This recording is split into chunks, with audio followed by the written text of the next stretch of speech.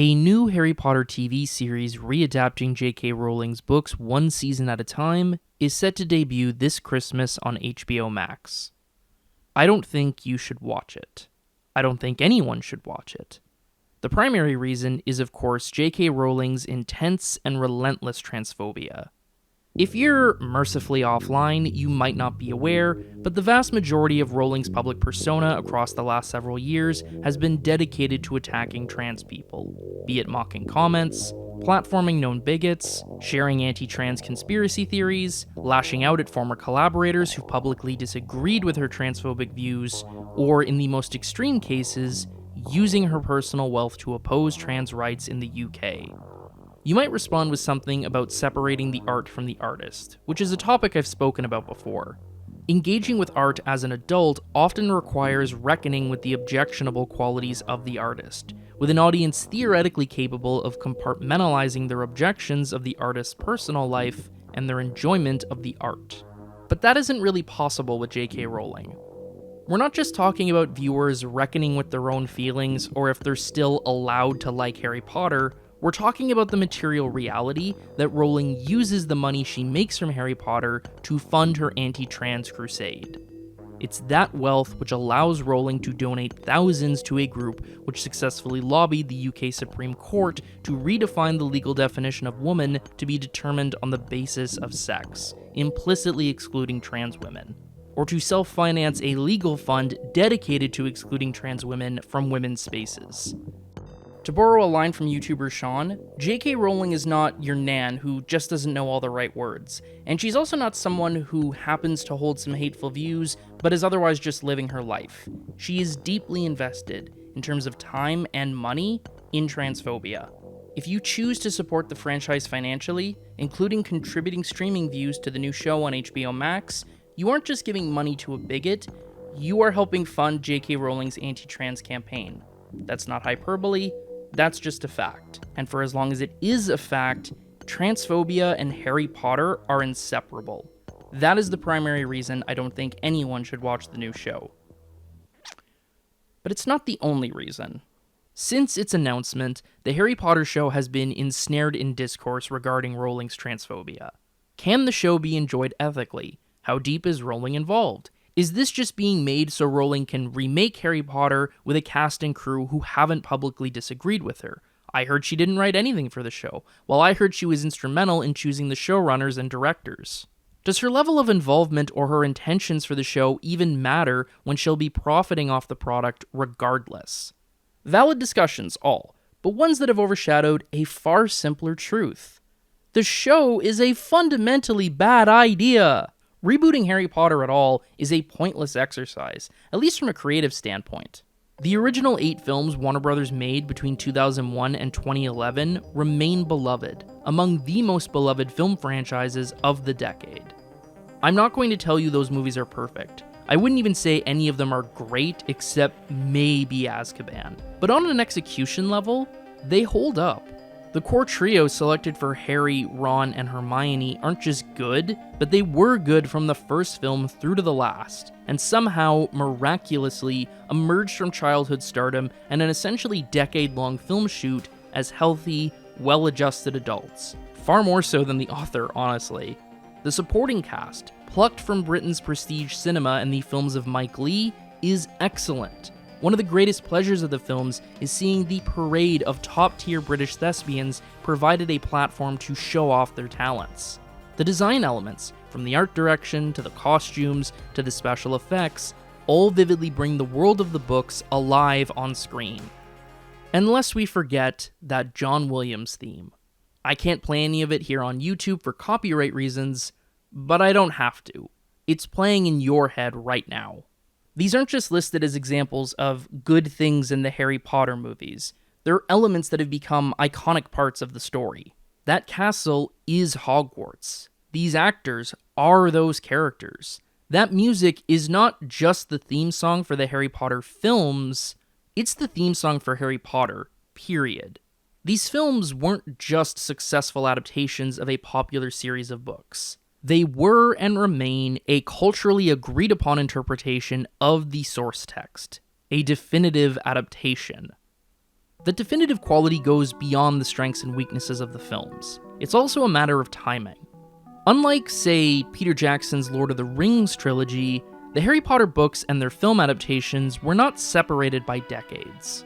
The movies were released more or less concurrently with the books, and in turn became not just adaptations of those books, but extensions of them. The hype cycle for one would feed into the other. Frenzied midnight book launches in the summer would lead to blockbuster opening weekends in the winter. Rowling wrote the final 3 novels fully aware of the film's cast and general style, and that context also affected the imaginations of readers.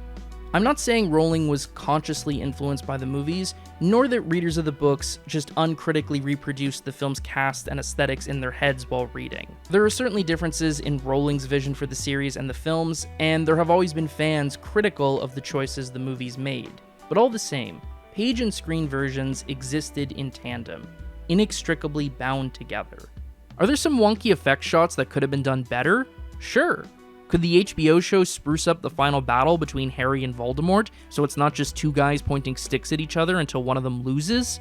Yeah, they could, and they might, but this isn't nearly enough to justify a 7-season reboot of a film franchise which has staked its claim as the definitive adaptation of its source material.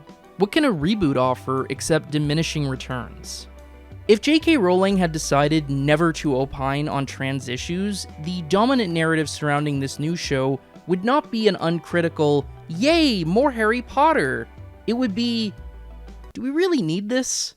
Isn't this just another creatively bankrupt reboot designed to capitalize on the familiarity of an intellectual property and exploit an aging audience's nostalgia? I was gonna say this show is really no different from Amazon's Rings of Power TV series, but at least Rings of Power told new stories in Tolkien's world.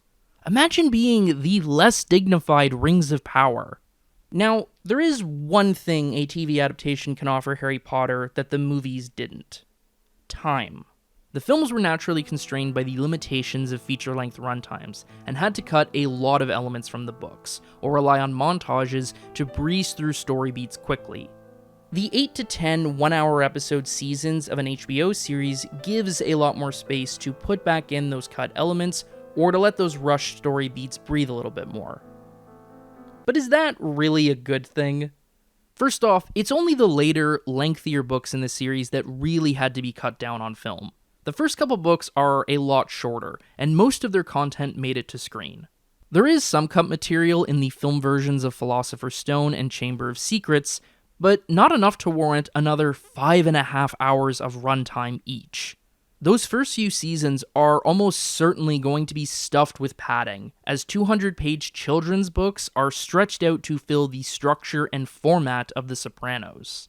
But after sitting through several seasons of laboriously paced television, you'll finally get all of those scenes and subplots from Rowling's longer books that the old films had to cut. And, do you really want that? Do you really want screen time devoted to mocking Hermione for advocating against the slavery of house elves, or scenes of Harry and his friends mocking Dudley for being fat and trying to diet? Do you really want more scenes with Dobby the house elf, season after season? I don't. Put the lamp. Most of these were likely cut from the films for reasons of time and narrative utility, but an added bonus is that their omission cut out a lot of the more heinous and awful parts of the story to instead focus on the good. I mentioned earlier that I would not call any of the Potter films perfect, and a lot of those imperfections can be traced back to the source material. That Chamber of Secrets is largely just a retread of the same structure and character beats of Philosopher's Stone. That Harry's character seems to regress in agency between Azkaban and Goblet of Fire. And at the most fundamental level, that a series which had been all about children slowly learning they couldn't necessarily trust the adults in their lives would end by valorizing those adults.